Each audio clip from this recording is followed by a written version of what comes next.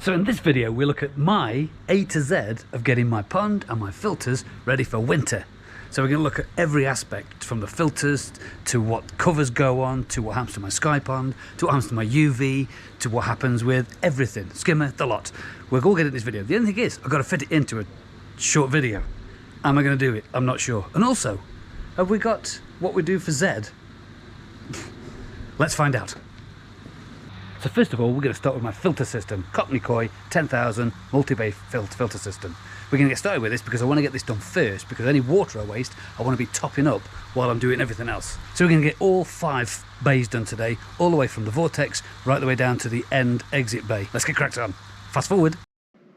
So such a glorious day today, I thought, well, what a great opportunity to get the filters cleaned. But then I come across something dead interesting in the Jack Matting bay. Right, just while I'm in the filter system, and before we get this finished off, I just wanted to point out something that I've just found in my filter system. So you see all those little beads, the little black and white beads? Now they are the little pond bulls, the beneficial bacteria bulls that you can go out and buy and put in your filter system when you've got a new filter. But these went in at the beginning of last season, just to kickstart the filters. You see a lot of people putting pond balls in and acceleration stuff in the filters each sort of spring, and I didn't do it this year. And the reason I didn't do it is that I've still got loads left sitting in my filter system that I've just been digging out of where my Japanese matting is. So I thought I'd just point them out to you.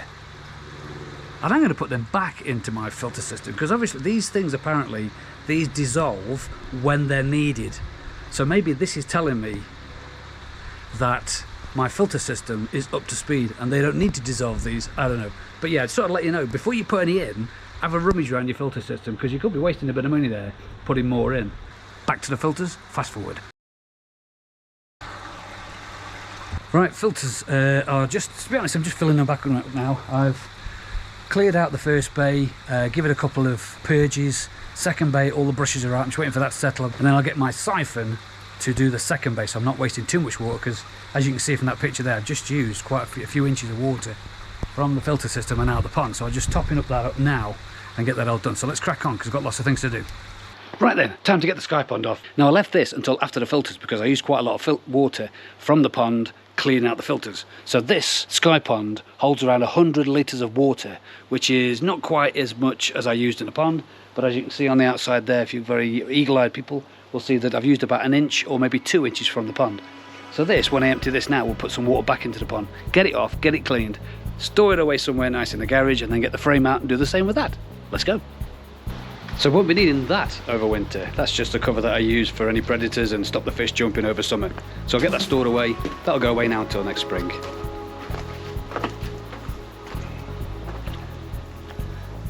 All that remains now, get rid of the sky pond off the system, blow some air in, just let it fill with air. That water will now replace what I've taken out when I used in the filter system, so I'm not wasting too much water.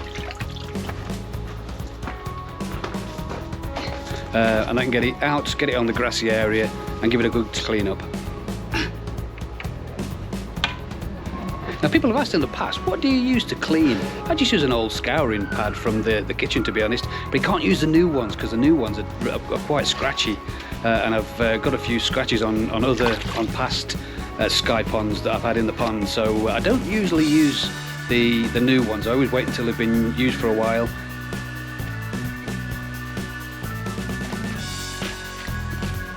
Make sure all the detergent's off them, so it's just a plain one, and then just use tap water just to clean off and get them clean. It only takes about sort of 5-10 minutes, so it's not a massive job.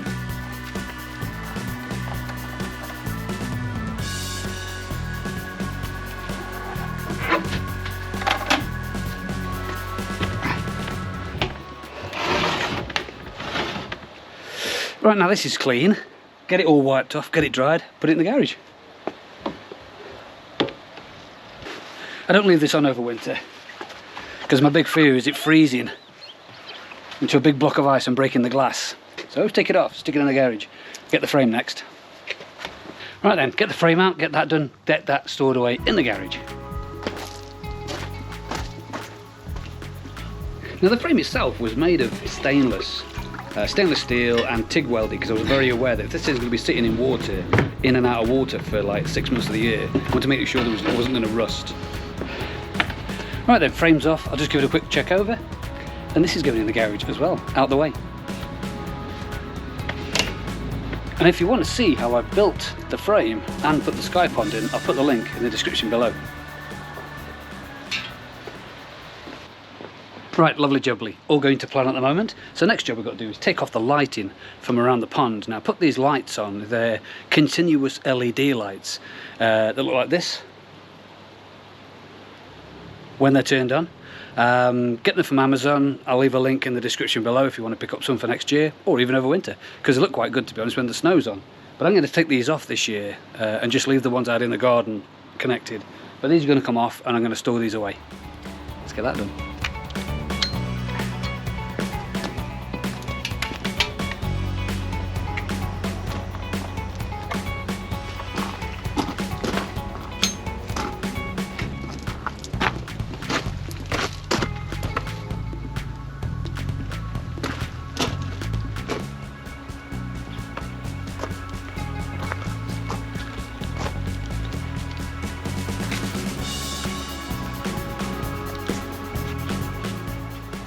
Right, so this has got to be one of the most important parts of getting my winterizing done in and around the pond. This is probably the only pipe that I have exposed outside of the filter system.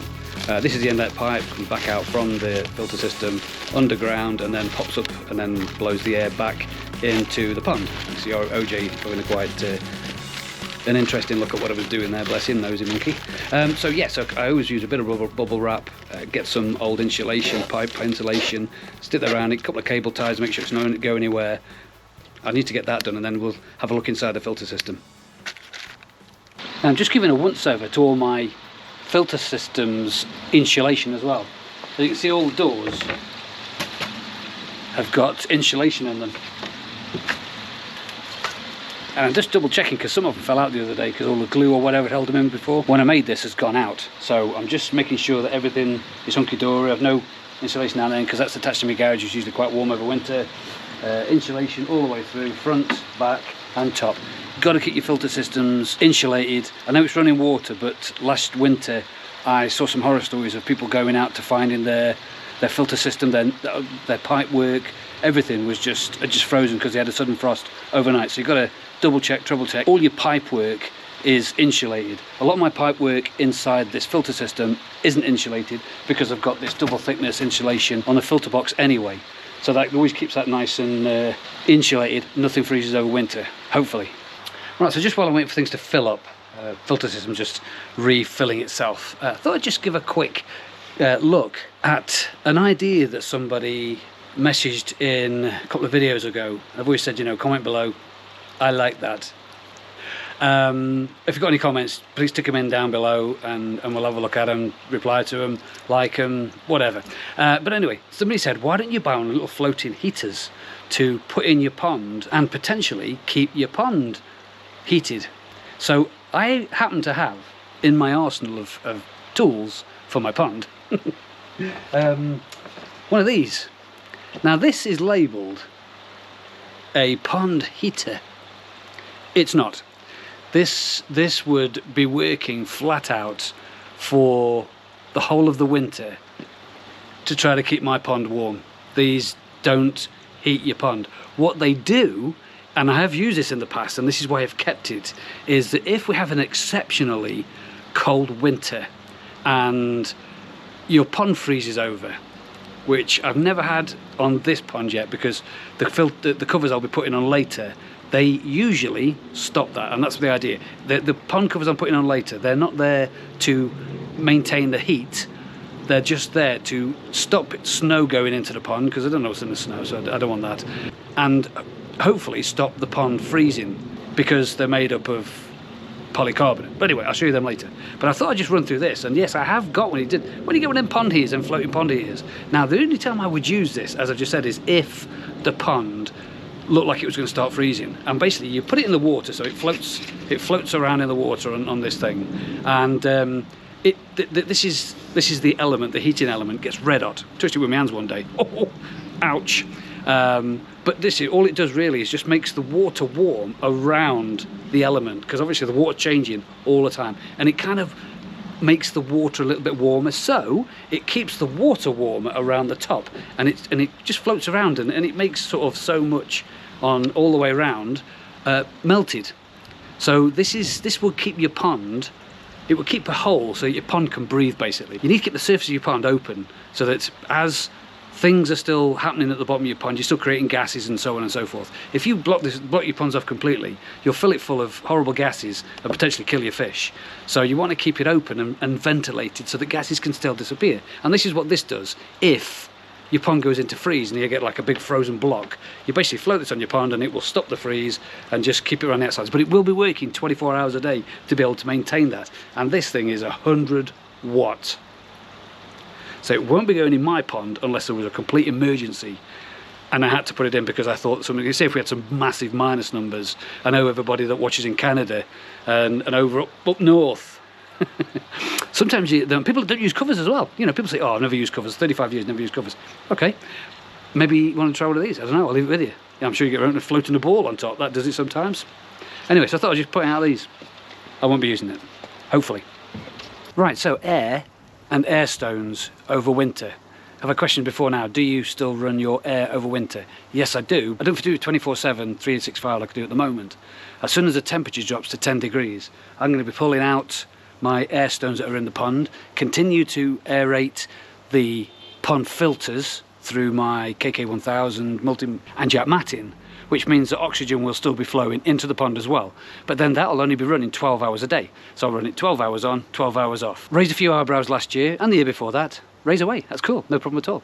Because cold water holds oxygen better than warm water. So as the temperature's dropping down and I'm pumping oxygen into the filter system and it's releasing the oxygen into here, it will still be holding oxygen over the 12 hours, and then I just start all over again the following day. So from 7 in the evening until 7 in the morning, I'll be running my air through my filters, and not through the pond below 10 degrees, but I'm still sort of 12 degrees at the moment. So I'm just going to give these a quick clean off, and then when it hits 10 degrees, I'm going to pull them out, clean them up and store them over.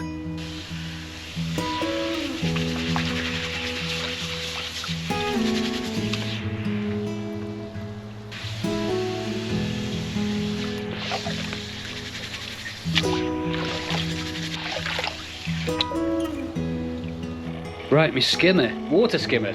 This is a cracky little unit, and I won't be taking this out over winter. I always kind of just leave it in, because it takes me ages to reroute all the wires, and also I didn't want it to sit in the garage and all the gunk and everything inside it starting to go hard and potentially messing up the motor inside. So I always keep it in the pond and just let it float around. If I ever need it, I can just flick it on, but otherwise I just leave it where it is.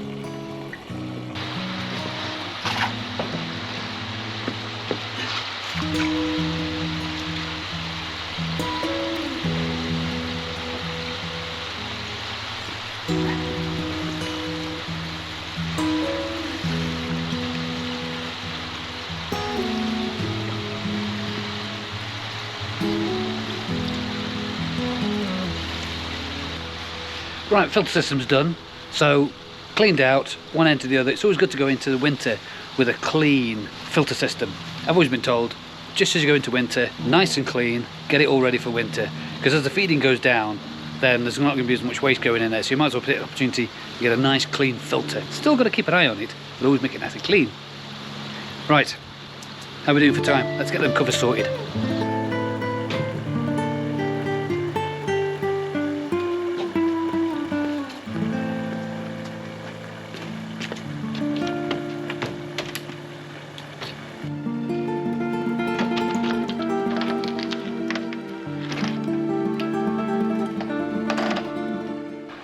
So, covers are out. I use two types of cover, both polycarbonate. This one 40 millimeters, and the smaller ones behind that go at the front, they are 15 millimeter. I think that's right. Anyway, so yeah, the bigger one I got donated from one of my subscribers. Thank you, John. Haven't forgotten, mate. And the other two I bought as a single sheet from a local hardware store, big orange sign outside with a couple of letters, something and something.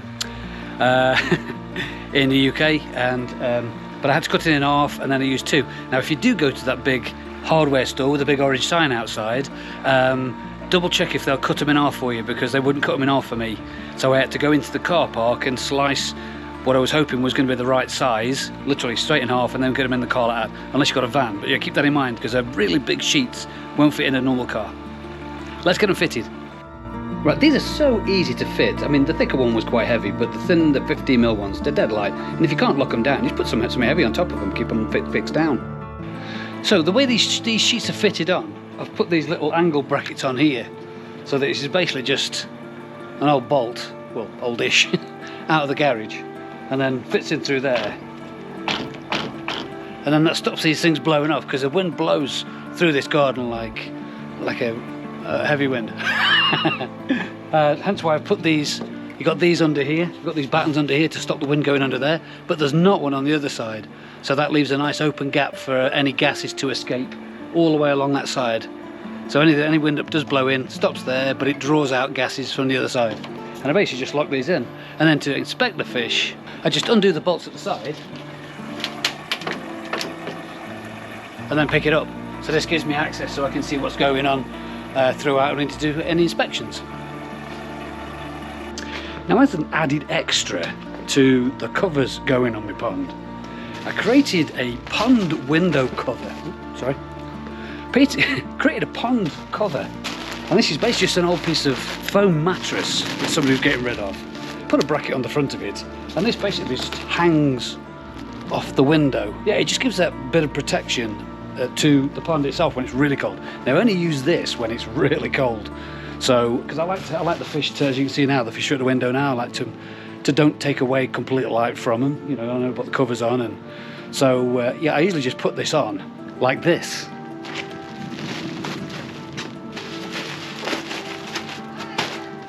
That's it, simple as that. It just hooks onto the window, and it just gives the window a little bit of insulation. You know, last thing I want is anything happening to the window. So I don't suppose it does a lot, but it just gives me the peace of mind that I'm doing something to protect the window and help with the inside of the pond over winter.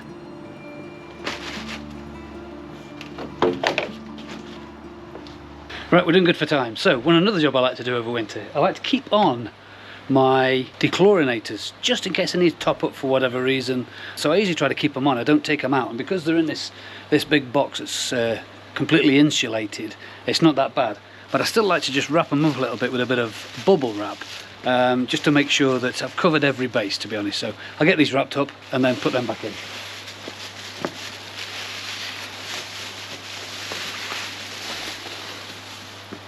Always keep your bubble wrap from your Christmas presents.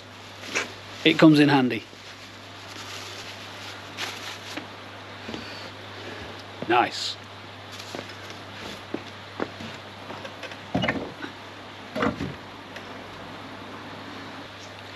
Right then, UV. What do we do with the UV over winter? I turned it off. I've got my covers on now, and my covers are UV repellent. Anyway, they stop the UVs getting through into my pond. And now I've got the covers on, why do I need a UV?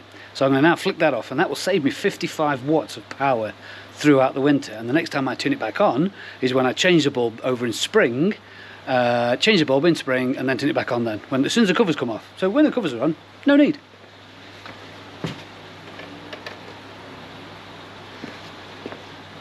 UV off. Now, I don't take my UV out of the filter system. People have said, you have to take it out because if it freezes you're knackered. Yeah, I would be, but it's an insulated box with running water running through it, so for me it probably won't freeze. If it does, I'll be gutted. So no, I just leave it in, and I'll probably cover that over with some bubble wrap as well, just in case. Right, feeding over winter. A lot of people say, what do you do about feeding? Now, you never used to feed under 10 degrees. When the temperature went down under 10 degrees, I always said, right, okay, I'm not going to feed anymore. It's just over 10 degrees. It's about 11 point something at the moment. So I'm still feeding like a summer-winter mix. So there's a lot more wheat germ in it. I'm just trying to get the fish used to eating a lot more wheat germ, so it's easier for them to digest over the winter period when their internals start slowing down a little bit, and it makes it a little bit more difficult to digest food.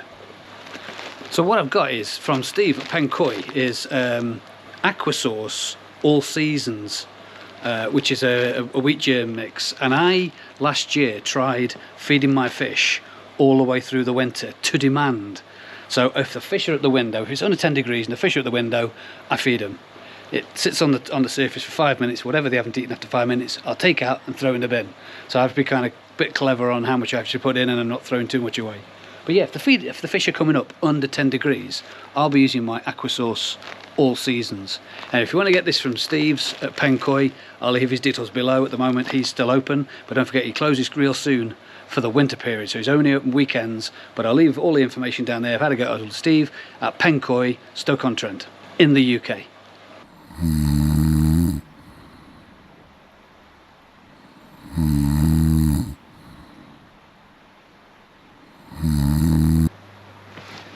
I told you I'd fit in that Z somewhere.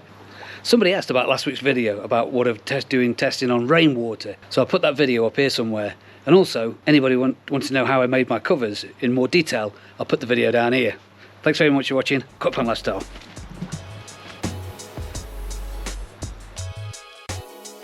Don't you love it when Christmas comes early? Got something through from a company that I've been using recently. Ooh, it's in a big long white box. Ooh, interesting.